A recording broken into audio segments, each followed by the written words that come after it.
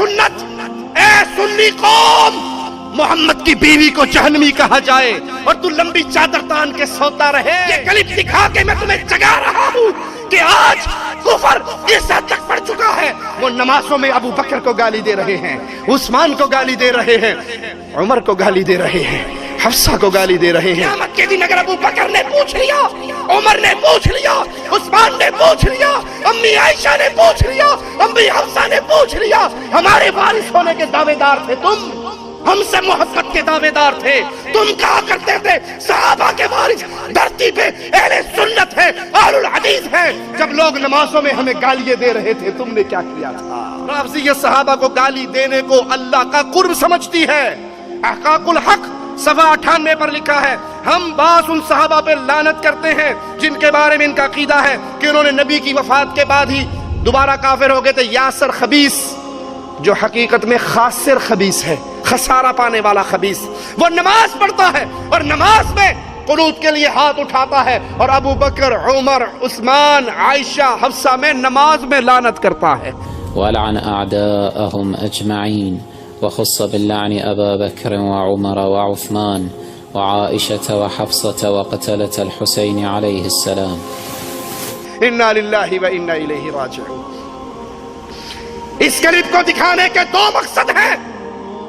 اے حق کی تلاش کرنے والے، اے حقیقت کو ڈھونڈنے والے، کبھی نماز کے اندر محمد کے سسروں کو گالی دی جائے؟ ابو بکر صدیق میرے نبی کے سسر نہیں ہے؟ فاروق اعظم میرے نبی کے سسر نہیں ہے؟ کیا سسر کا مقام باپ والا نہیں ہوتا؟ کیا عثمان میرے نبی صلی اللہ علیہ وسلم کے داماد نہیں ہے؟ کیا عائشہ اور حفصہ میرے نبی کی زوجہ نہیں ہے؟ نماز میں ان کو گالی، جن کی عزت، جن کی عصمت، جن کی پاکیزگی عرش والا اپنے عرش سے بیان کرتا تھا، ان کو گالی دیتے ہو، نبی کے ساتھیوں کو گالی دیتے ہو اور اس کو اللہ کی قربت کا ذریعہ سمجھتے ہو۔ اور دوسرا سوال اے اہل توحید تم سے ہے، اے میری سنی قوم، یہ کلپ دکھا کے میں تمہیں جگا رہا ہوں کہ آج کفر اس حد تک پڑھ چکا ہے۔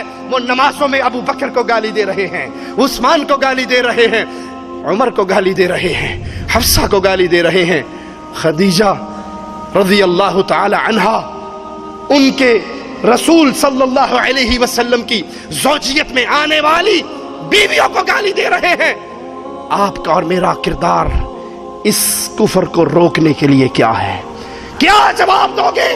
قیامت کے دن اگر ابو بکر نے پوچھ لیا، عمر نے پوچھ لیا، عثمان نے پوچھ لیا، امی عائشہ نے پوچھ لیا، امی حفصہ نے پوچھ لیا، ہمارے وارث ہونے کے دعوے دار تھے تم، ہم سے محبت کے دعوے دار تھے، تم کہا کرتے تھے صحابہ کے وارث دھرتی پہ اہل سنت ہے، اہل الحدیث ہے۔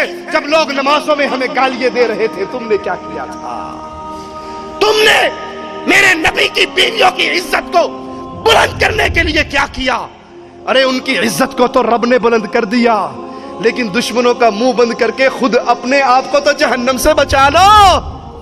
آج یہ کیفیت ہے، میرے نبی کے صحابہ پہ لعن طعن ہوتی ہے۔ یہی خاسر خبیث سیدہ عائشہ کی وفات پہ جشن مناتے ہوئے کیک کاٹتا ہے، اس کیک پہ لکھتا ہے عائشہ فی النار۔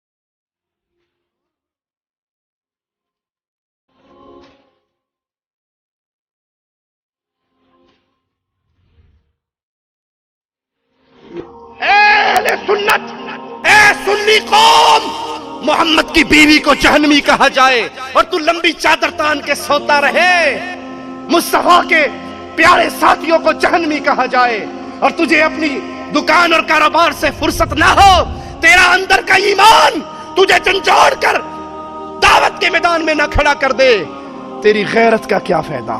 تیرے ایمان کا کیا فائدہ، تیرے مال کا کیا فائدہ اگر یہ مال امی عائشہ کی عزت کے دفاع پہ خرچ نہ ہوا۔